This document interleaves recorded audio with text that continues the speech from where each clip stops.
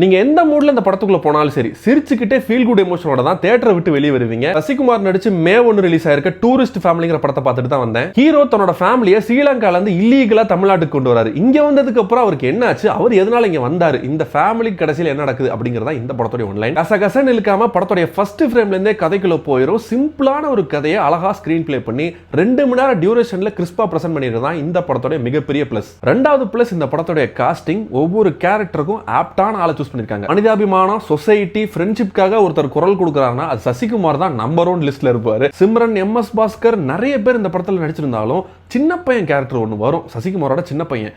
அந்த பையன் பண்ற லூட்டி அவ்வளோ சிரிப்பு உண்டாக்கும் ஆடியன்ஸுக்கு. தேவையில்லாத இடத்துல பாட்டு இல்ல, மியூசிக் அந்த எமோஷன்ஸை தூண்டுற மாதிரி இருந்ததை தவிர இடைஞ்சலா எங்கேயும் கிடையாது. அண்ட் ஃபைட் ஒன்று கூட கிடையாது. ஆன் தி ஹோலா டூரிஸ்ட் ஃபேமிலிக்கு நீங்க ஃபேமிலியா போனீங்கன்னா நல்லா சிரிச்சுட்டு கொஞ்சம் எமோஷனலாகவும் ஆயிட்டு வெளியே வருவீங்க. இந்த படத்துக்கு நம்ம கொடுக்குற ரேட்டிங் 4.5 out of 5. படத்தை பத்தின கமெண்ட்ஸ் சொல்லிட்டு இந்த வீடியோ மறக்காம ஃப்ரெண்ட்ஸ் ஷேர் பண்ணிருங்க.